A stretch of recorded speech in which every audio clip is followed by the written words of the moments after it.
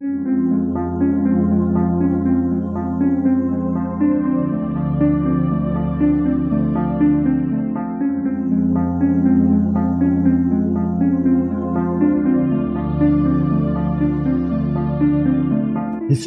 tells the story of the world and of our lives.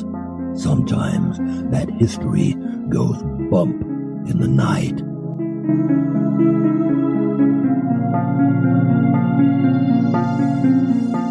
Broadcasting from the center of oddity and the supernatural in Central Florida, it's the History Goes Bump podcast. Hello, you spooktacular people. Welcome to this 264th episode of the History Goes Bump podcast, Ghost Tours for the Theater of the Mind. I'm your host, Diane. June is Pride Month, for those of you who don't know, and I've never done anything specifically in regards to the LGBT community ever before on the show. And one of our listeners, Melissa Edwards, said, in honor of Pride Month, there is a location that you could feature that has some great stories and some hauntings involved, and that's Asbury Park on the Jersey Shore. I said, well, let me look into this and see what we've got going on, and sure enough, she was right. There's some great stuff here. So in honor of Pride Month, we are doing Asbury Park. I will be joined shortly by Melissa, who's going to share the history of Asbury Park and also some of the hauntings and some of her own experiences. Looking forward to bringing that to you. I just got back from the Haunted America conference here in 2018. I encourage you guys to join me next year. I'll be there again next year. It's a great place to get together. It's in the center of the country, so it's easy for everybody to get there. And there's a lot of great speakers there, and we do a lot of great events. I want to thank Tammy and Brian for hanging out with me that whole weekend, and it was so great to meet Paula and Sheila. Thanks for introducing yourselves. If you guys see me there, please don't be afraid to come up to me and say hi. I love hearing from you guys, and I would love to have you hang out with me too. Also got to meet Jennifer Jones and her hubby. She is the blogger who started The Dead History. If you're not checking out that blog, you really must. It's excellent. It's right up our alley. Haunted history and cemeteries. And I think I became fast friends with Jennifer. She is a kindred spirit, and I really enjoyed the presentation that she did. I shared excerpts of that with our executive producers over in the HGB Losers Club. I also did a Facebook Live interview, just kind of an impromptu thing with Jennifer, and that is posted up on the History Goes Bump page. I also shared it in the Spooktacular Crew. And for those of you who are in the HGB Losers Club, you got a lot of videos this weekend. I was running around filming everything, it feels like. I think I made at least 15 different videos of cemeteries that I visited and haunted locations. So if you're in there, you got to enjoy all of those. It's only $1 a month to get access in there, and you get to see all kinds of great things when I go around the country and hit these different places, or if I'm here in Florida, or just sometimes I do a little something impromptu from right here. I haven't done anything from the quote-unquote new studio yet because I'm just kind of sitting in a room in my folks' house, but I'll eventually get around to it and show you guys that you really can do a podcast from anywhere. We had a group of people join us in the Spooktacular Crew. We want to welcome Aaron with an E, Andrew, Becca, Andy with an IE, Atticus, Anthony, Kelsey, and Sherry Ann. Thanks for joining us, everybody. And now, this moment in Oddity.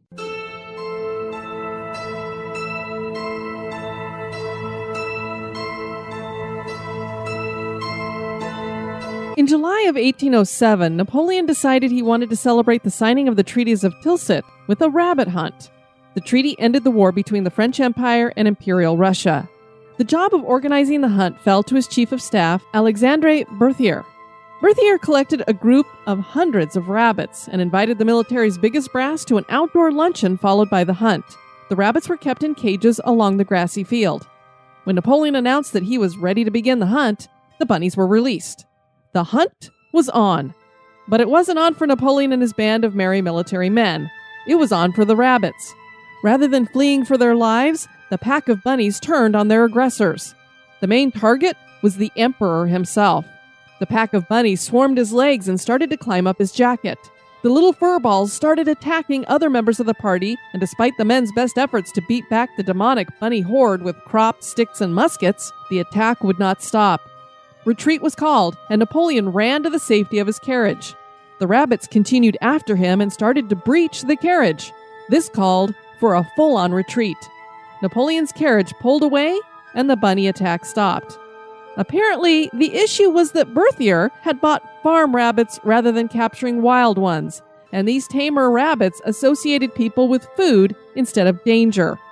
The idea that Napoleon may have faced his greatest defeat resulting in retreat from a group of bunnies certainly is odd.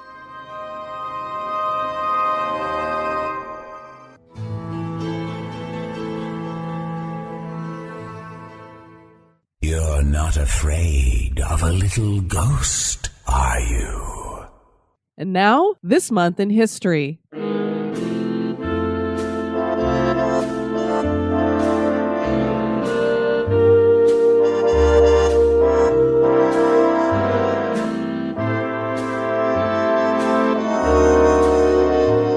In the month of June, on the 11th in 1910, undersea explorer Jacques Cousteau was born in France.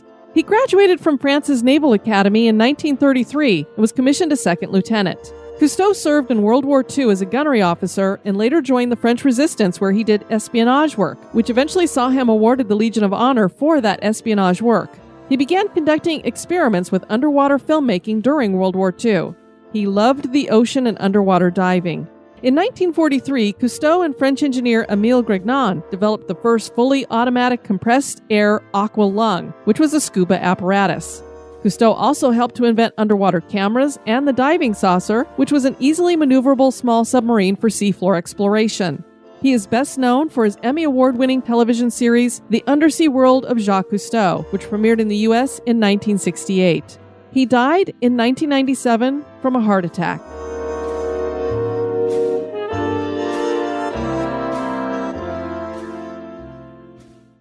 In honor of Pride Month, listener Melissa Edwards suggested featuring Asbury Park in New Jersey. This is a hot spot for the LGBTQ community and is one of the smaller cities located on the Jersey Shore. This beach is ranked the 6th best beach in New Jersey and began attracting the gay community in the 1950s. In 1999, a gay discotheque called the Paradise Nightclub opened near the beach, and the Empress Hotel, which opened in the 1960s, is New Jersey's only gay-oriented hotel. The music scene in Asbury Park is thriving and a place that has launched the careers of rockers like Bruce Springsteen. There is a paranormal underbelly here, though, with a history of tragedies and spirits stuck in place.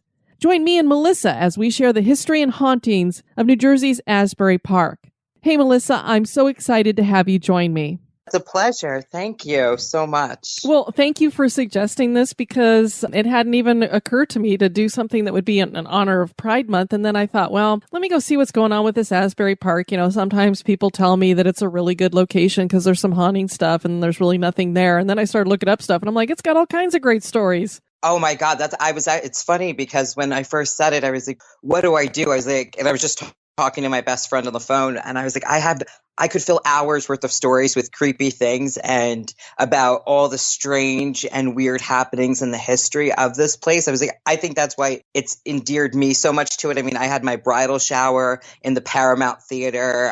I grew up there and it's become such a part of my life, and the history behind it, you could go on for days. I could go on for days with all of the awesome things that's both current and past. It's absolutely amazing. I went to school down the street. It's intense. First of all, before we jump into all of that stuff, I love to ask people, since you're listening to the podcast, you obviously are into the paranormal, and since you gravitate towards creepy stuff, what is it about the paranormal and the creepy that, what got you interested in that? Well, I guess it's 3 parts to that answer. I am the youngest of 4 kids. I have a twin sister, but I have 2 older brothers and sisters. My older sister liked to torture me with those horrible, scary stories you tell in the dark. And maybe I'm dating myself, but, she was a lot older and would sit me down and make me listen to them. But my older brother, who was older than her, was one of those people who was like, you're going to learn not to be scared of that. And he would take me along with him and his girlfriend, who's now his wife. And we would just kind of explore the history and go kind of ghost hunting before we even knew what ghost hunting was. And I didn't realize, I guess, how lucky I was. And it kind of stuck with me for the rest of my life. So, all these years later, he and I still share that, but it's become just,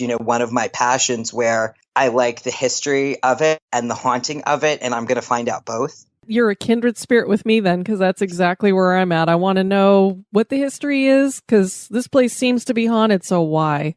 Right, exactly. And, I was lucky enough my entire life to travel with my family. And every single time we would go someplace, we would travel up to Canada to a cabin on the lake. And I remember walking through the trails there and finding an old graveyard. And my brother and I would spend hours there, not so much, to disgrace the area, but to honor the people there who maybe haven't had visitors in a long time, and learn the history of it and find the names and see how they related back to that area. And it's something that, like I said, carried with me for the rest of my life. And most of my travels, if not, all of them, I always try to incorporate that into, what I'm doing. Oh, that's great. I just spent the weekend in St. Louis, Missouri, and went through about, 4 cemeteries while I was there. And it's just so peaceful in cemeteries. I just absolutely love them. You can hear all the birds singing. And, so many people are terrified, I think, because they're afraid of death. So they're terrified of cemeteries. But I'm like,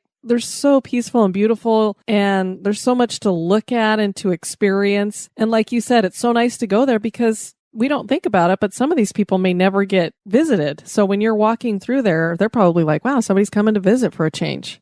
Absolutely. And I think you hit the nail on the head there, where I think people need to separate their fear of death with, either hauntings. I always operate, and maybe this is a little insight to myself, not so much as a skeptic, but a person who views energy on something that basically can neither, that principle, it can neither be created nor destroyed, just transferred. So I kind of feel as though that some of these things, if you do have the honor or the chance to see something that you view as paranormal, is often sometimes, I think, seeing a reflection of those energies because they're around there. And I think if the time is right and your mindset is right, if you're open to that, it happens. And then other times I do think that things can be debunked and you're just honoring the history or the story of what's happened.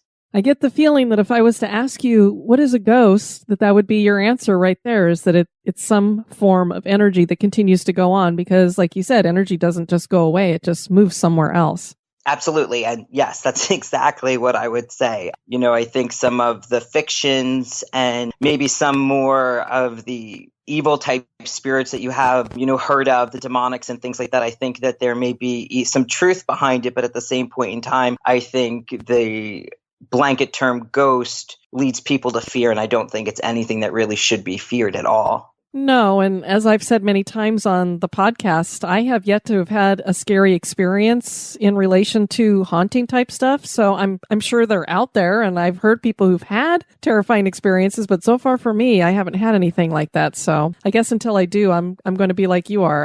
It doesn't scare me. No, not at all. Well, I have to tell you, I don't really know a whole lot about the Jersey Shore. It's a place that I haven't been to, and I've never been to Asbury Park, but obviously you're very familiar with it. So could you tell us a little bit about the area? What does it look like there? And maybe a little bit about the history?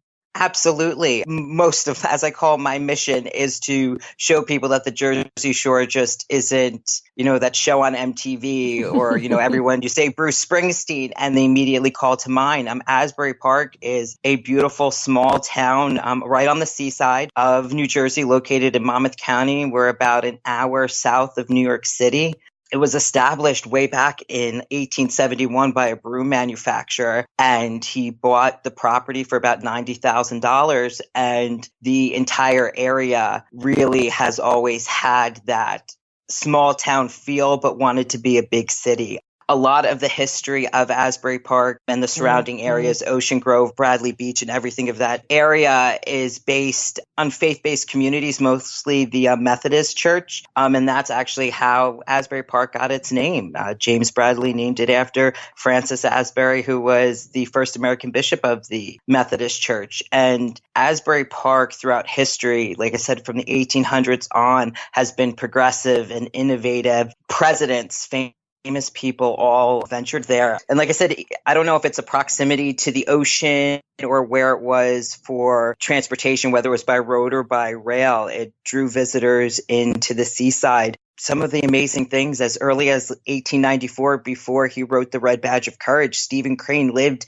in Asbury Park, and he himself felt some of that lore and was able to share it. And he penned several articles under the Ghosts of New Jersey Shore. He tells a story of two star-crossed lovers on a beach in Deal, which is a beach about a minute north of the Asbury Park beach. So it's amazing to see that here in 2018, the same things I'm experiencing and other people are experiencing were the same types of feelings and kind of memories and things that Stephen Crane himself was having.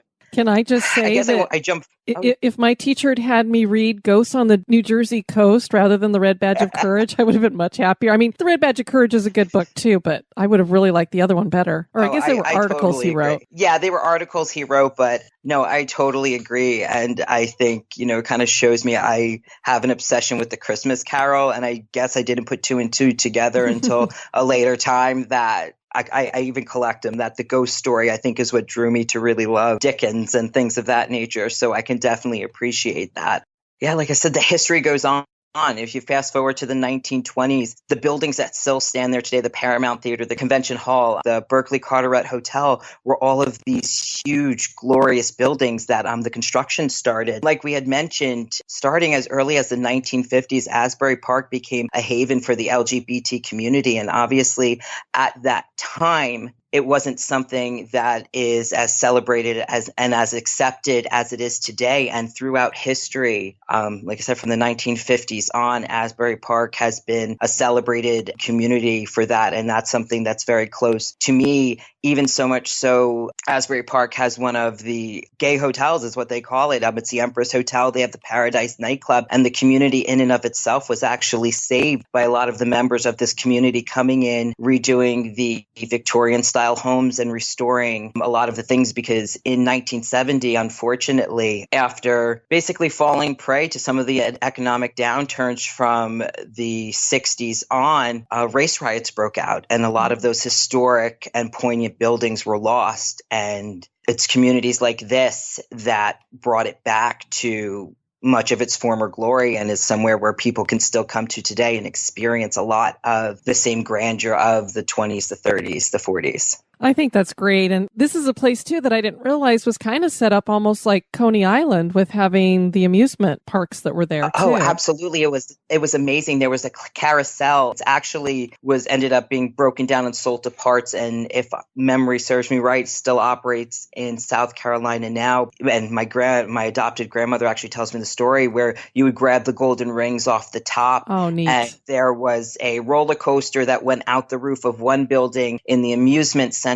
And we can see pictures of this now. Sadly, like I said, a lot of it was broken off. One of the Hojos actually recently closed in the last 20 years, but it was one of the last ones that still operated, the Howard Johnson, where you could go get your fried clam strips and everything. And that's something that's very, I guess, special to us local folks. The stone ponies right across the street. But yeah, it was like Coney Island, and people would come and basically promenade. That's where the term, I believe, they came from. And they would go up and down, and they would go to the beach and go swimming. There were actually tunnels where the servants could actually walk from the hotels through the tunnels to the beach to help their employers, and they wouldn't have to be on the boardwalk or anything. So that's why I said this type of area in and of itself could take up hours and hours just sharing little bits and pieces of the culture and the stories behind it. Hello? Hello? Yes, I'm down here in the rabbit hole, and I've brought you with me.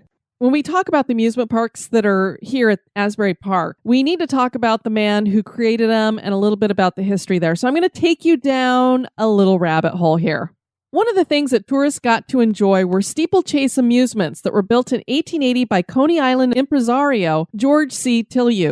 One of the remnants of this bygone era is the Tilley face, which is a somewhat creepy, iconic image.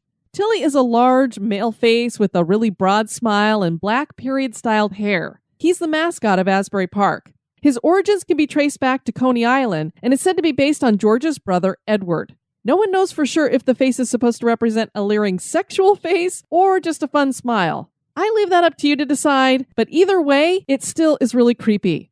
And the original Tilly that was seen in Asbury Park was painted by Leslie Worth Thomas. And of course, it's been reproduced over the years. You can get it on nearly everything in Asbury Park. But Leslie was really the one who designed the way Tilly looked at Asbury Park. If you look at all the different parks that George Tilliou had, they all were very different looking Tillys. And so he made this one a little bit more original to Asbury Park. So thank you for joining me down the rabbit hole there. Do they know why the gay community gravitated there in the 1950s? Was it the whole idea of you've got the Victorian homes, this is the heart of where a lot of the music is coming out of? Is that kind of what attracted them there, or was there some other reason for it? Well, to the best of my understanding, and this is basically what I've been told, from my friends and from, elders that I've sought out, is basically just that, is that at the time, the Bohemian communities would inhabit places like this because at the point in time, they were havens for creativity, for the arts. And at the same point in time, it was far enough away from the business centers that you could openly practice certain types of, lifestyles. Sure. And not have to do it in the fear of everybody watching you. Like I said, I can't say whether that's correct or not, but, I have friends and family members who obviously were alive there and, who really felt at home in that area. And then, as I said, as the economic downturn came, especially the 70s and the 80s, it's one of those places where people came in and could practice again things that they love to do and create a community of their own. Some people look at it as taking advantage of perhaps an urban area or area where people of lower economic status live and taking advantage of that and pushing them out. But even today, you see Asbury Park is a beautiful community where people do work hand in hand and have really made once was barren buildings and hollowed out construction sites. It's become another tourist destination all over again. And like I said, it's a place where people can live freely and openly. We actually just had one of our amazing Pride celebrations right in a park locally, and it's just an amazing experience. It's just a great community where everybody loves and takes care of it, and I think it'll only get better from here.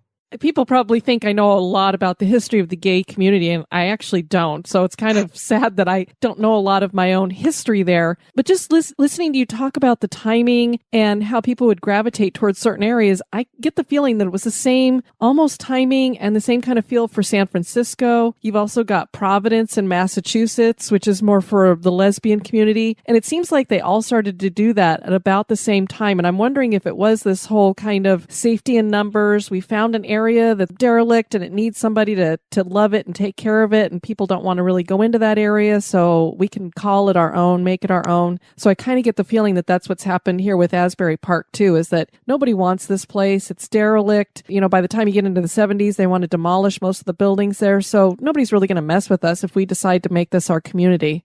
I definitely agree with you. And I think a lot of the sentiments that you mentioned are fully echoed here. And it's that sense of community that I think really revitalizes this area and brings that energy back. And, it's a really beautiful thing because the past meets the present here, and the community in and of itself has a place to call their own. And it really is. I would love to push, like living in a tourist community my whole life, I definitely want people to come here. But one of the best things about Asbury Park is the community, is the history, and people keeping it alive. And it is the LGBT community there that keeps me there, keeps a place for my friends and my family everywhere to go and just feel accepted. And I couldn't be happier to be part of that story. So.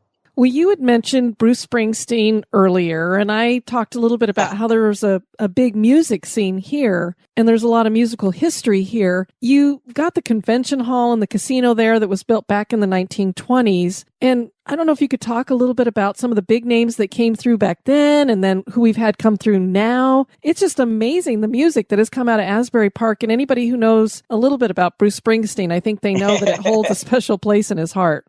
Oh, absolutely. Yeah, like you mentioned, the music, I think under the same principles that we discussed before about the other communities, that was a haven for the arts.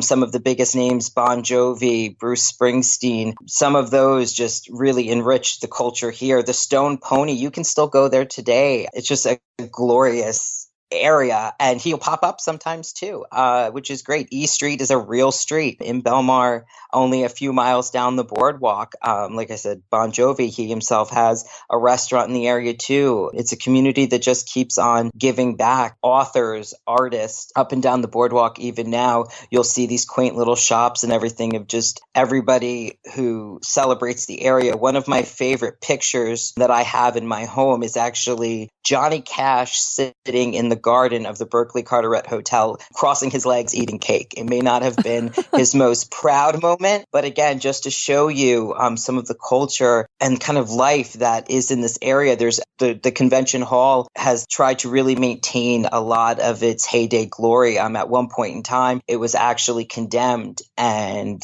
people went in there and tried to revitalize it, and really did, to the point that we have concerts there, roller derby, but there's actually a story where a showgirl may haunt some of the backing areas and things like that. So again, and that's some of the stories that I love to bring are those ones of the early 30s and 40s, a lot of the history that people don't know. Oh, yeah. And just the fact that Billie Holiday would perform there, you got me there. I'm totally there if she's performing. Yes. And it's really funny. I think I brought it up earlier is I'm a very family-centric individual, and my family really celebrates the art of storytelling. And my adoptive grandparents, especially my adopted grandfather, he passed away last summer, but he had a beautiful just gift to tell a story. And he would tell us stories of how in the 30s he would come down and what stores were where. And he saw Billie Holiday. Frank Sinatra would come down. There was an Italian restaurant up the street where you could go and see. Sometimes the Rat Pack would stop by. It was just a very cultural just area. It was a place where everybody came. That's why they had these hotels and these grand homes. And even Woodrow Wilson had a summer White House not too far from Asbury. Like I said, the kind of the who's who of the time was there. They were so popular at one point in time, especially in the 30s. They had a radio station that broadcasted, I believe it was WCAP, that broadcast directly out of the convention hall. And at that point in time, that was something huge. Well, we've talked about music, and we've talked about, you had these amusement parks and things there, but they also had another tourist attraction there, which is really bizarre. But we had this disaster, the SS Morro Castle, and it ended up becoming a tourist attraction there. Will you tell everybody about that story? Yeah, absolutely. That's actually one of my favorite ones. And it's a lot of that people don't know. If you say the word Titanic, everyone immediately gets a mental picture. Even if it's Rose and Jack on the bow of the ship flying, they know what that is. You say SS Morro Castle, and a lot of times I get a look from people like my dog does. Like he kind of cocks his head and stares at me. Well, what's that? The SS Morro Castle was a luxury passenger liner, and very little people know that between September 7th and 8th of 1934, it came ashore ablaze right in front of Convention Hall in Asbury Park. And again, it wasn't just your run-of-the-mill shipwreck. This was one of the stories and why I love to tell it so much of, murder and intrigue and cowardice and heroism and maybe even a possible psychopath thrown in there for good measure, which always, I think, makes the best stories. Sure. In 1934, the United States was in the throes of the Great Depression, and Prohibition was still in effect. So obviously, you had masses of people who couldn't and didn't have the funds for the lavish rest and relaxation that, they probably could have used at the time, making Asbury Park a huge destination site for people to come because it was affordable and it was close. For those who were better off, there were opportunities for more luxurious escapes, thus making use of the SS Morro Castle. She was an ocean liner that would travel from New York to Havana, Cuba. It was a pleasure cruise, and as we said, Prohibition was in full effect. They take advantage of the international waters, and once you get a few miles out, the bubbly could be poured, and people could, if they wanted to, take in as many alcoholic beverages as they want without anything, really bad happening to them. So the SS Morro Castle was on the water for 4 years. The lessons learned from the Titanic were built into this ship. Obviously, in 1934, the Titanic had only sunk a mere 22 years earlier. So this was a state-of-the-art vessel that was basically sink-proof, fireproof for what they thought had more possible life vests and lifeboats than anybody could possibly need. During this voyage that I'm talking of, they claim there were about 538 passengers aboard. That remains to be kind of seen. Some people think there's more. Some people think they were less. Rumor has it that from New York to Cuba, she was carrying munitions, and from Cuba back, she had a cargo hold full of treated animal hides that they would end up using to make leather. Yeah, it's a pretty interesting type thing, as I said. As I mentioned previously, she was state of the art. She had fire detectors, or what they used as fire detectors back at the time. And with that cargo hold full of those tan hides, there was an odor that was being circulated through the ships. So basically, the captain ordered that to be turned off. So the odors would stay down, sadly, though, limiting what type of fire detection that they would have. And some people kind of would look at me and say, well, how can a brand new 4-year-old ship, state of the art, burn a mere few miles away from its final destination? And as I brought up earlier, the captain had shut off the fire detection system, and only a year earlier, they were doing fire drills and lifeboat drills on that very ship, and water leaked from one of the fire hydrants, and a passenger slipped and fell. She damaged her ankle, and she sued the ship line and was awarded $25,000. And some of us say, oh, $25,000, but we're talking about 1934 America. A dentist's yearly salary at that time was $1,000. That's a lot of money. That's a lot of money for a company to have to shell out. And as a result, the captain of the ship made a choice that there would be no more fire drills. There would be no more lifeboat drills, just to save themselves the liability. No one really knows if the captain, his name was Robert Wilmot, made that decision himself, or it was sent from the powers that be. But it is known at that time, and that's from people who were aboard the ship and people who worked the ship, said that after that point, there was no more of these fire drills that happened. So I think that was one of the many steps that kind of sadly set in motion what was to happen. On a cruise ship, much like it is today, normally the last night of the cruise, there's huge parties, a gala, a ball of some sort. And as everybody was getting ready for this, Captain Wilmot was discovered dead in his cabin. I've actually heard, kind of when I've gone to the museum down in Beach Haven, that they claimed he died of indigestion. And at that time, it was like a blanket diagnosis for people because he claimed that, I guess he was brought dinner, claimed he had a stomach ache, and the next thing you know, he was dead. Did he have a heart attack? No one really knows. When the wreck of the Morro Castle was cleared, the captain's remains were found and brought ashore. Sadly, they were only able to fit what was left in just a small box the size of a suitcase. So there was never an autopsy done. I was going to ask that. Yeah, everybody said, oh, well, they could have done it. Well, sadly, yeah. And there's another kind of twist to the story where crew members claim that he was put in a refrigeration unit, but when they found his body, he was in a completely different part of the ship. Again, that's just mere speculation, kind of adding to the intrigue of the tale. Obviously, every ship needs a captain, so the chief officer, William Worms, became the acting captain for the remaining time on the voyage. It's said from the crew and that he did the best he could with what he had in the circumstances. He really did try his best. And obviously, as if it weren't bad enough, the captain died. They're only, a few miles, a couple of hours away from their final destination. In blows one of our signature Jersey nor'easters. If you live on the shore, you'll know these things can blow in. They toss up the water, last for 24, 48 hours, and they kind of go away. Obviously, it was making the task of guiding the ship a little bit harder. As the wind blows in, Captain Worms gets an alert that there is a fire that broke out in a bookcase-style cabinet in the writing room in the library. Most of the interior of the ships at the times, if you think the Titanic, this was decorated in the same fashion. Everything was wood. Oh, sure. And if it wasn't wood, it was either covered in or painted in some type of flammable material. So.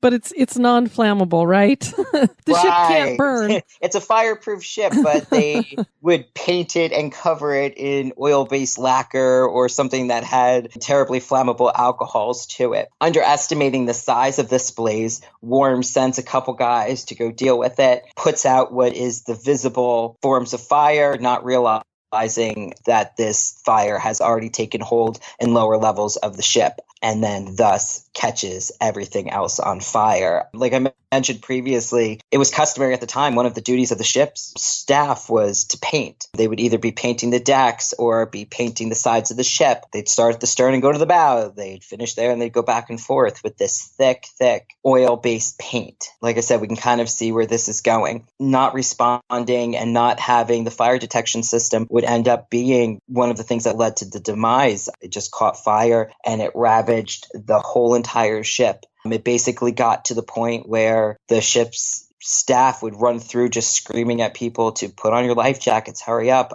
Some of those who were so unlucky were either overcome with fumes or were trapped by the flames and trapped below deck. So they were dead before they were even basically made aware that a fire was even burning, which obviously is tragic in and of itself. Because of the changes in the command, there was a chief engineer, Eben Abbott, who was supposed to be the right-hand man of Captain Worms. And he himself was one of the first people to basically jump in a boat and abandon ship. They claim that he tried to remove his, medals and things like that that would associate him as being a member of the ship's crew. Later, he would be caught and tried and jailed for his cowardice, but obviously it's just a sad and tragic event. Obviously now leaving William Worms to depend on the other members of the staff left. Chief Radio Officer George Rogers was basically their only hope for assistance. Worms gave him the command to put out an SOS. And a funny little story behind George, again, just another level of intrigue. George was outsourced at the time. They didn't have radio operators and they didn't do background checks or anything like they would do now, unfortunately. But George had an extremely questionable past. He had incidences of pyromania, assault, and even from first-person accounts had some serious antisocial behavior. So despite his talents as a radio operator, rumor has it that his contract was going to be canceled once he reached port in New York. Yeah. And interesting. It is interesting because who would make that decision? The captain who's now passed away. Who takes ill on that particular trip. Surprise, surprise, right? Yeah. Obviously, it leads some people to believe that this isn't so much a series of unfortunate events, but rather could possibly be a cold, calculated incident of mass murder and arson. I guess it'll remain to be seen. It said George Rogers was given the order by Worms to issue an SOS. Rogers waited a whole 38 minutes before sending out that SOS. Obviously, if there's fire ravaging an entire ship, every second counts. If you look at pictures of the SS Morro Castle's wreck, you will see just how hot and intense these flames were.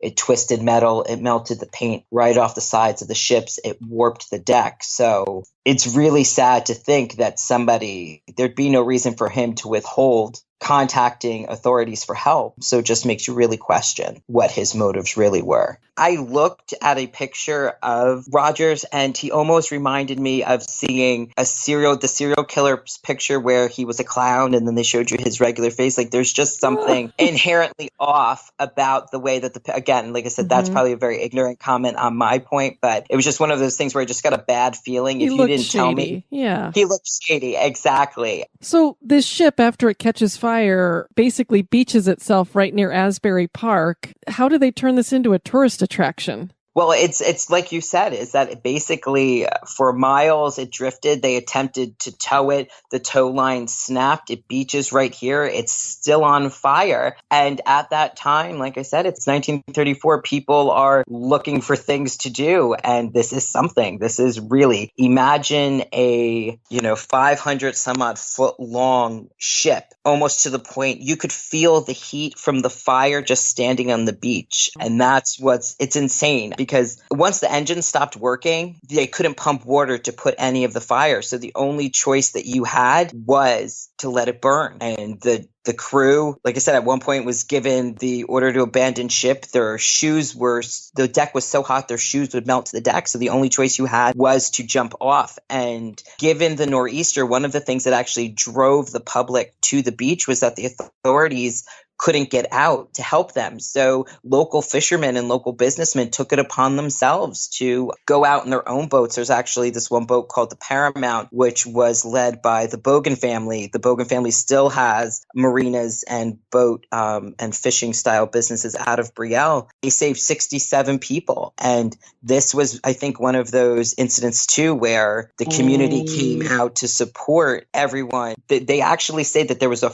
4-hour traffic jam from the Holland Tunnel, because that's how many people, we're talking hundreds of thousands of people, came to see the shipwreck. It wasn't something you saw every day. And the wreckage trail went for almost 6 miles from a town called Spring Lake all the way up to Asbury Park. People wanted to see it. They actually had turned the convention center into a makeshift morgue where they would lay out the dead, and people would actually pay to even just go take a peek to satisfy their morbid curiosities. I guess it really just, I guess it goes to show you kind of the mindset of the time when it was basically beached right outside of Asbury. They would take cables and they ran it from the balcony area to the ship, and they would shuttle people on these little kind of stools that were made out of those lifeboat rings and shuttle them back and forth, whether they were trying to put more of the fire out or rescue items off the ship. It just became a huge thing. There's pictures and video of people in the water playing as this ship burns. Like I said, obviously it must have been a respite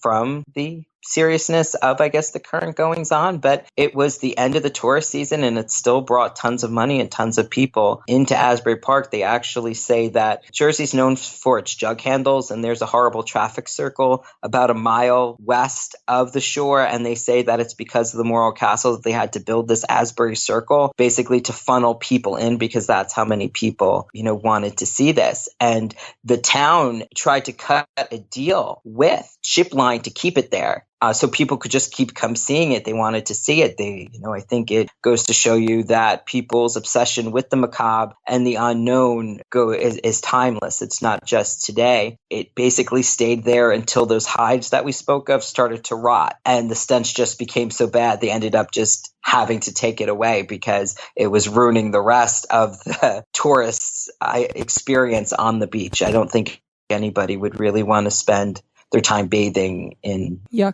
smell of rotten animal hide. That's the best as I could put it. Hundreds of thousands of people came to see this. And going back to George Rogers, he tried to use his fame that he was, because he was the one who stayed and helped and got the SOS. He ended up getting a job with the Bayonne Police Department to help them set up a radio communications system where they could call basically from their station to their cars. And he had a disagreement with one of his sergeants and ended up rigging his heater in his fish tank to explode. And the sergeant lost his arm. He damaged his leg. Rogers went to jail for this. He didn't stay there very long. He got out and then had a disagreement with his neighbor over money he borrowed, ended up saying, hey, I'm not going to pay the money back. I'm just going to bludgeon my neighbor and his daughter to death. And that finally is what got Rogers, the former radio operator of the Morro Castle, in jail in Trenton, New Jersey, where he later passed away, taking kind of all of his secrets with him and solidifying, I think, the SS Morro Castle as one of the most unknown, amazing shipwrecks, I guess you could say, of the New Jersey kind of rich maritime history, which I find just absolutely fascinating. Yeah, I mean, if you think of a guy who can bludgeon his neighbors to death over money, I could believe that maybe he had a little something to do with the captain and the ship going down kind of thing, too. Most definitely. I definitely believe that he played a little bit more of the story than he originally let on. And some people actually believe that what led him to try and kill the police sergeant was that he, when questioned about his experiences on the Morro Castle, obviously, guys in the station want to know, that he may have let on a little bit more than he should. And some people actually say that the details that he gave were almost from the viewpoint if he was the actual arsonist. And obviously these are trained law enforcement professionals who have experience in this, and something wasn't sitting right. So they believe that maybe he let on a little bit more than he should have and tried to silence the police sergeant in Bayonne so he didn't rat him out. And it obviously ended up not working. Well, we talked a little bit about Stephen Crane, but we didn't talk about the fact that he had a home that was here on Asbury Park. Yeah, the Crane House it's an absolutely beautiful historical site. It still operates now. Obviously, there's been, paranormal TV shows and everything that have gone there to kind of see if it's haunted. I've had my own experiences there. I can't so much say that it's haunted, but it's just a beautiful cultural place to go to say, one of the formative authors of American literature found inspiration here. It was actually named after the flowers that grew on the front lawn there. And it's just amazing to see, I think, the cultural timeline that goes there. Not to discredit anybody who's had experiences there. For me, it's just more of kind of an historical gem than anything. And the community has really done a lot to try to preserve that, which I think is commendable on their behalf. I want to share a little bit more about the Stephen Crane House. Stephen Crane was born on Mulberry Place in Newark in 1871. He came to Asbury Park with his family when he was 12, and his father died shortly thereafter in 1880. In 1883, his mother would move them all into a home called Arbutus Cottage, and that's what will become the Stephen Crane House. It was a wooden framed home and took its name from the little blue flower ground cover known commonly as Mayflower. Crane went off to school, but he spent every summer since he was a teenager gathering news stories in and around Asbury Park for his brother's news service. He left Asbury Park in the summer of 1892 for a bohemian life in New York City, and it was at this time that he had already written his first novel, Maggie, A Girl of the Streets, a dozen short stories that were called the Sullivan County Tales, and scores of newspaper articles. He returned to the family house in Asbury Park in 1896, but eventually left to write for several news syndicates covering the Greco-Turkish War and then the Spanish-American War. He died of tuberculosis on June 5th, 1900, and he was only 28 years old, so he got a lot done in his very short life. And despite the fact that all of us have probably had to read The Red Badge of Courage when we were in school, he didn't really make a lot of money for it. Arbutus Cottage remained in the Crane family until 1899 when it was sold to a man from Newark. The home has seen several owners and incarnations from private home to boarding house. Through the 50s, 60s, and 70s, Archie and Florence McCorkindale owned the house and named it the Florence. It fell into disrepair after that time and was set to be demolished in 1995. Tom and Regina Hayes saved it when they bought it for $7,500. They restored the house and turned it into a museum that you can go see today.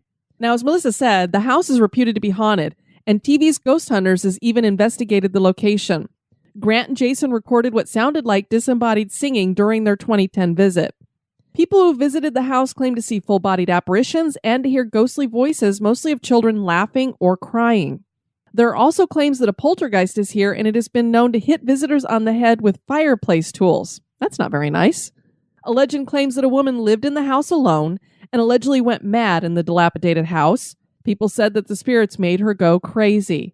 When she was moved out, people found that every available inch of wall space was covered with angry writings and phone numbers of politicians. And really, who of any of us have not done that at some point?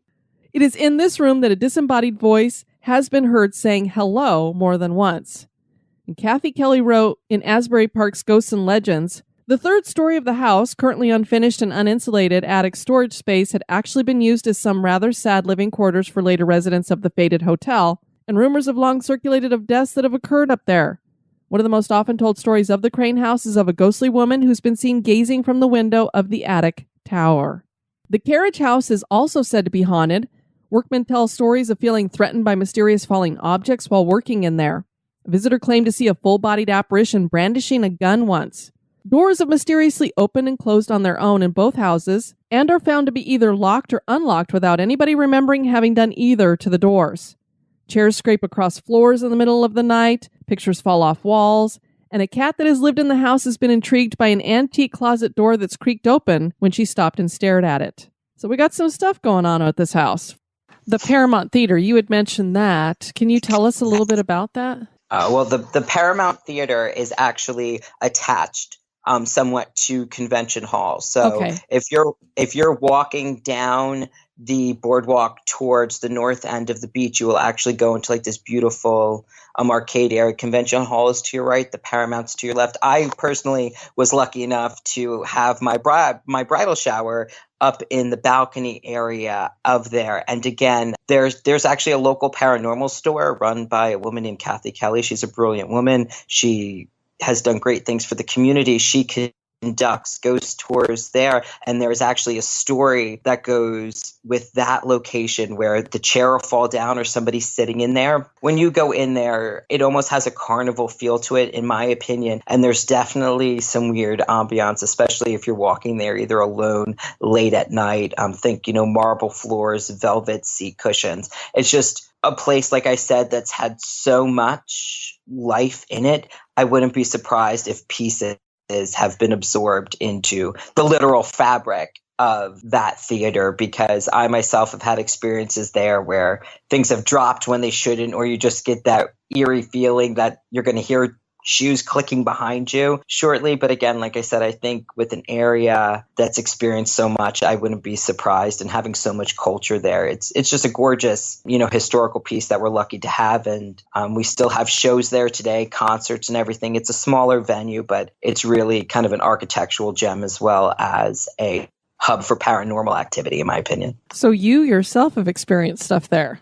Oh, I like to consider that I've been lucky enough to have experienced some things, and probably why I love telling the story of the Morro Castle too is because of its close proximity to the Paramount Theater, but also the personal attachment and stories to an experience that I had. It's one of those things where you didn't realize it at the time, but then later on, when someone gives you a little bit more information, you kind of sit there gobsmacked, like, maybe that's what I saw. Interesting. Well, I know you mentioned, was it Kathy Kelly? Yes. She, I think, describes in one of the books that she's written there that outside of this hall on the boardwalk, a lot of people will see the full-bodied apparition of an African-American naval officer. Yes, and there he hangs is. Around there. He does, and he's the type of individual who, and from I've never seen him personally, but people that I have spoken to who have seen him, he's not there. Like I said, it's nothing evil about it. He's just kind of existing in another time and just walking down. Like I said, the story of Asbury Park goes so far back in history. There was actually a shipwreck even before the Morro Castle. People say that there's a woman you can see on the beach, wandering, or, people have seen strange lights or hear certain noises. Having somebody in the community that you can bounce these stories off of, I think, lends someone like myself to realize that maybe I'm not crazy. She really does a lot to keep that alive. Like I said, between the soldiers, New Jersey in and of itself has such a rich cultural history from, even pre-Revolutionary War to Native Americans. There's stories in Asbury Park that kind of encompass all those time frames. And it's an amazing thing. And if you're lucky enough to experience something, you take home something that's more of a souvenir, I think, than anything you can pick up in one of the stores. Do you know anything about the Synaxis restaurant at all? Well, before it was an Axis, yes, I do. It was originally Harry's Roadhouse, and I had the honor of working there for 2 years, and I do have a funny story beyond that. And I don't mean to take over the conversation, but there is a story that goes along with that about a little girl. Like I said, Harry's Roadhouse was another haunt of, Bruce Springsteen and everything. And in the early 2000s, a company came in and reopened it. And like I said, I had the honor to work there, which is now the restaurant that you mentioned. And there's a little girl who went missing, and people, tried to find her. And they say that perhaps the ghost of this little girl may haunt that area the same as may the ghost of, because I believe previously it was a drugstore. And that's the experience that I have. We were closing down the one night, and it was me, and I'm not going to say my friend's name, but he and I were downstairs. I was putting some stuff away in the liquor room, and he was managing the place, so he was doing some closing work. And you heard a girl laugh, and almost like she was running like a stick along the beer bottle. So we just assumed maybe somebody was upstairs. So we come running up, and nobody's there. And there were 2 bars and 2 different rooms. So we run to the other room to check and hear it again. And it was like at that point in time, we're like, all right, you know what? Everything's closed. Everything's good. Let's lock up. Let's go. We didn't say anything to anybody. And then I heard the story about when new owners came in, they had a similar experience, which to me only solidifies that it's there. Absolutely. And there would be no reason for a child to be in this place where you were at. No. And that was the thing. And after a couple of times of other people telling you these stories, I think my knee-jerk reaction is to try and debunk it and be like, it was something there, or as I also have a habit to do, just stuff it down and be like, all right, let's just get out of here. But it's like both of you standing outside, like, did that just happen? I think it did. And, it's just one of the many crazy things that I think is, Asbury Park. Well, and when you share an experience like that, I love that because it's a lot harder to be skeptical about it when it's somebody else heard it too. You can't just say, well, maybe I was hearing things. If that person's looking at you like that, it's like, okay, they heard it too. Yeah, it's almost like a cartoon where you kind of just sit there and blink at each other and it's like a silence. So it's a silent acceptance of, okay, we did just experience this. Okay. And you kind of just move on. I mean, like I said, it's something that I treasure, that obviously that energy or whatever it was decided to show itself while I was there, whether the time was right or not, whether it happens at the same time every day. I was there. It didn't. I worked there for a while and that was the only time I experienced it. So, it's a pretty amazing thing. And then I've heard that Asbury Lanes is haunted. Have you heard anything about that? I don't know anything further than that. Well, actually, Asbury Lanes, I've heard a lot.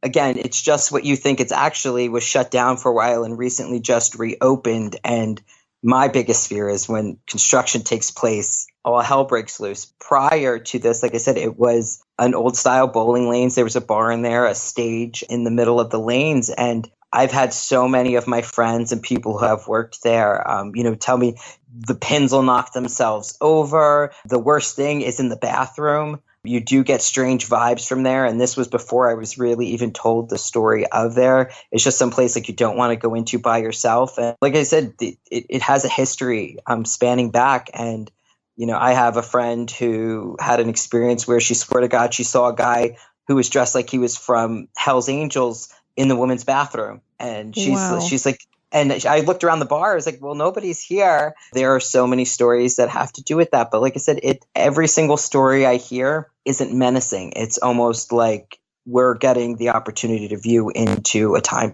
past. And before I let you go, you sent me some more information about this interesting historical event. And this has to do with the great white shark, supposedly, that was attacking people in that area.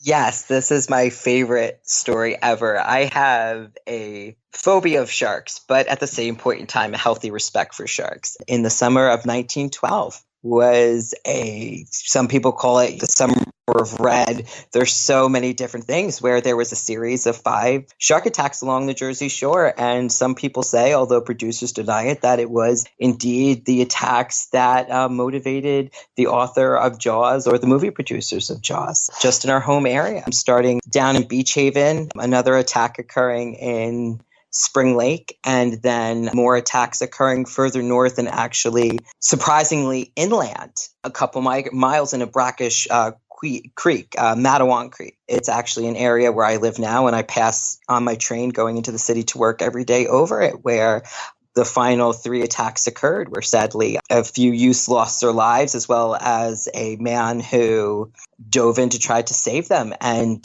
it created this entire mass hysteria where people went in with hunting parties with dynamites, shotguns firing into the water. Because at that time in 1912, people did not believe that sharks were real. Some people still thought they were sea monsters. Some of the old newspaper clippings you'll see would say, giant turtle, killer whale, eats legs off lifeguard off, Spring Lake. And it really caused, I think, the public to pause and scientists to pause and take a look at this and say, hey, you know what, we kind of are invading their habitat. And it's one of those things where some people are like, oh, there's no sharks around here. Oh, no, there are. And sadly, at that point in time, people had to lose their lives in order to figure that out. But it's one of those hidden gems of the Jersey Shore that people don't really know about and that I love sharing. So that's a pretty exciting story, in my opinion. How many people ended up losing their lives during this attack? If I recall correctly, it was 5, because you had the man who was vacationing from Philadelphia. I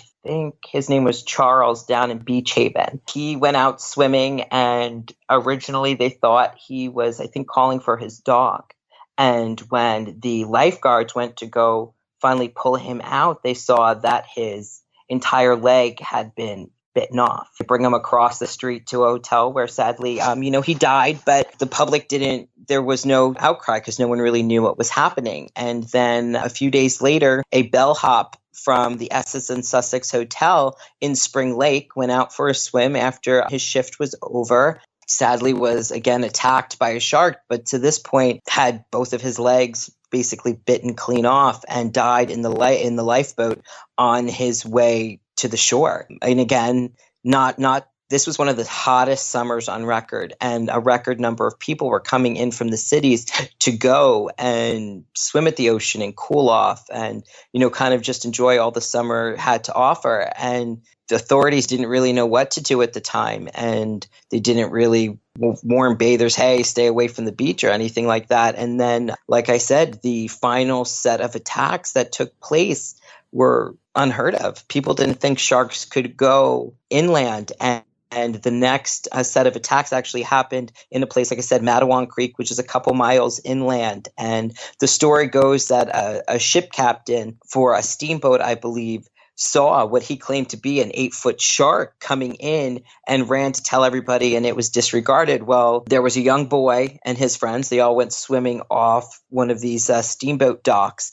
This individual himself had epilepsy. So when he disappeared under the water, his friends originally thought that he was having a fit. They run and go get help. I believe a man by the name of Stanley was the one who jumped in the water, found the little boy's body, and when he was attempting to bring it up, he himself was attacked by a shark. Sadly, obviously, the child had already been deceased, and he himself ended up dying later on from his injuries. And no more than 30 minutes later, further upstream, another child was attacked. He fortunately was actually ripped from the mouth of the shark by his brother and his brother's friend, and he would later recover from his injuries. Like I said, at that point in time, that's when the public went crazy and they took to the waters. There's actually pictures and everything I'd love to share where people are shooting shotguns and setting dynamite off. It was in attempts to catch this quote unquote man-eater. People there were awards out for anyone who caught this shark. And some claims say that, sharks were taken in with human remains in their stomach, but, none can really be pinpointed to say that is the shark that did it. But that was kind of the end of the shark attacks for that season. And whether it was, the shark was killed or the shark took off or, whatever it was, there's many, many theories.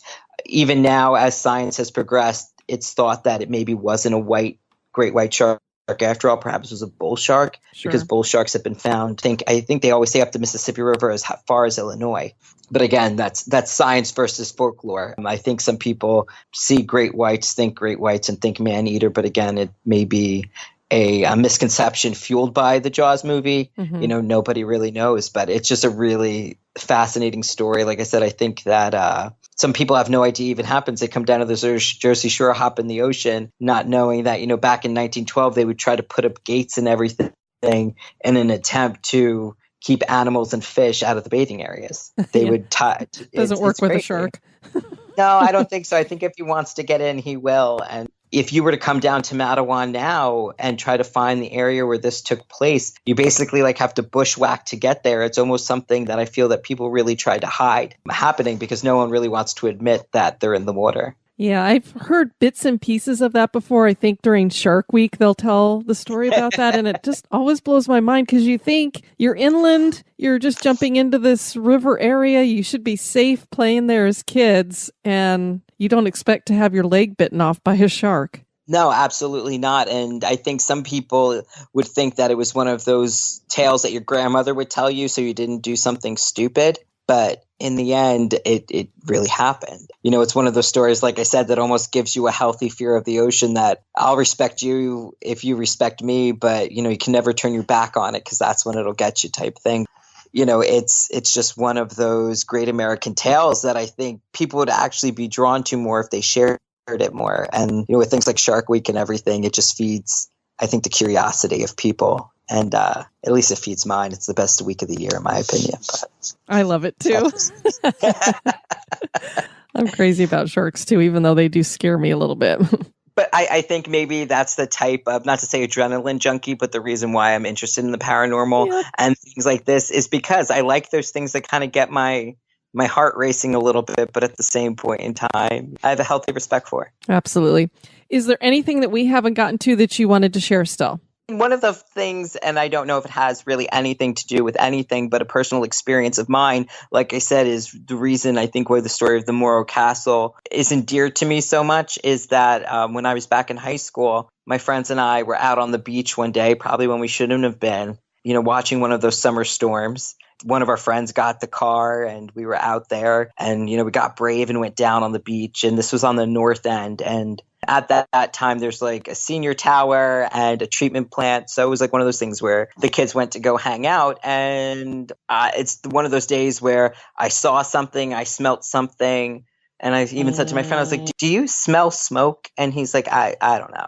I was like, okay, fine. And I was like, okay, whatever. And I was like, it's not someone smoking. I was like, and we're not supposed to have bonfires here. I was like, but whatever. And I kept looking over at Bench and Hall and I saw just, something flapping and it was just strange. And it's one of those things I think even you've spoken of, like when you try to make faces and things in the cloud, I had just convinced myself that I was like, all right, maybe it's just a kite stuck in there or something like that. And at the time I didn't know too much about the story of the Morro Castle. So fast forward many years later, and like I said, we had, my adopted grandparents out there. Basically, he's telling the story of, watching them hook these cables up to the ship and ferry themselves over there. And I kind of sat there and I went a little white and they asked me like, are you okay? And I didn't want to admit at the time because I was embarrassed. And I was just like, well, I kind of had an experience a while. And I was like, I really wonder if that's what I was seeing, because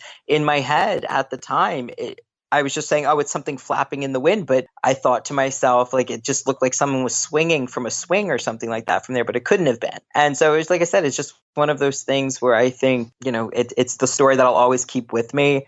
I'll tell my kids and hopefully their kids will tell their kids. And whether it's my grandfather's story never getting forgotten or just the history of this story being shared from generation to generation, that's I think something that's always going to be special to me no matter what. Sure. I can understand that completely. And it doesn't always have to be scary. There's a beautiful plaque now that was dedicated for one of the anniversaries for the Morro Castle, which I think is fantastic. And it'll just be an opportunity for people to come there if they ever really want to and experience it for themselves and do a little self-guided tour. Well, Melissa, I want to thank you for suggesting this to me because I definitely wouldn't have thought of it myself. And then for doing some research that you did on it and for sharing all of your wonderful stories and knowledge on it. I greatly appreciate it. Well, I thank you so much for giving me the opportunity to share. It's nice to have people who can appreciate the topic. And hopefully, I will see people down on the boardwalk. You have a nice evening and rest of your week. You as well. Thank you. All right. Bye-bye. Take care. Bye. Asbury Park has some great stories and history. Have tragic events at the Jersey Shore location led to hauntings? Is Asbury Park haunted? That is for you to decide. Well, it sounds like a great place to check out for sure. Definitely got it on my bucket list. Encourage you guys to check out the website at historygoesbump.com. And if you want to send me some feedback, you can do that at historygoesbump@gmail.com. I heard from Ashley Porter. She said that she thoroughly enjoyed the recent episode on Waverly Hills Sanatorium. One of my most favorite novels is based on this location, and I thought that you and your listeners might enjoy it as well. It's A White Wind Blew by James Markert. Markert lives in the Louisville area and had been well aware of Waverly's haunted history for years. He toured the facility and began research planning to write a ghost story, but he was deeply moved by the loss and heartache suffered by so many people and chose to write a historical fiction novel instead. This beautiful story transports the reader to Waverly Hills at the height of the TB epidemic. Several areas of the property included in the paranormal tour feature prominently as the settings for some poignant scenes in the novel. Also, a few of the well-known spirits that currently reside at Waverly, such as the nurse found hanging in room 502, appear in the novel as minor characters. No pun intended, but it is truly a haunting and moving story that will stay with you long after you finish reading the book. So I thought I would share that with all of you. And speaking of books, I picked up a great book at the Haunted America Conference. You guys are going to want to read this one and get your hands on it. It's called Disconnected from Death, and it's by April Slaughter and Troy Taylor. And it talks about the evolution of funerary customs and the unmasking of death in America. And I've been thoroughly enjoying that, so check it out. I have some reviews to share from Apple Podcasts. First up is Mujer del Sol, History and Hauntings, 5 stars. Each episode imparts a bit of history along with a good ghost story. How can that go wrong? Well, so far it hasn't. As of June of 2018, this is a great podcast. Thank you so much. Greg Poe, awesome, 4 stars. Addictive podcast feels much like going on a haunted history tour of creepy places around the world. And Mama of Jay-Z, entertaining, 4 stars. The hosts are charming, the stories are fun, and it's a nice length podcast. The hosts have pleasant voices and tell entertaining stories. I've never been much into truly scary stories, but I enjoy the history they inject into the tales they share. Thank you for your review. Appreciate it. I want to thank you all for tuning in to this episode. I have been your host, Diane. You take care now. Bye-bye. This episode has been brought to you by our executive producers. Dispatches from the Grave Digger. We'd like to welcome into the cemetery Ashley Dyer and Paula Mitchell, who will both be getting marble headstones, and Nikita Unverzakt, and I hope I said that right. You will be getting a chest tomb. Mort, I'm back from the Haunted America Conference. That means you need to get to work. Stop laying around playing those video games. I told you Resident Evil will rot your brain. Oh, man. But I love zombies. Be sociable. Drop the chain rattling, neck biting, and shape shifting, and join us on Facebook and Twitter at History Goes Bump. Like the page and follow us.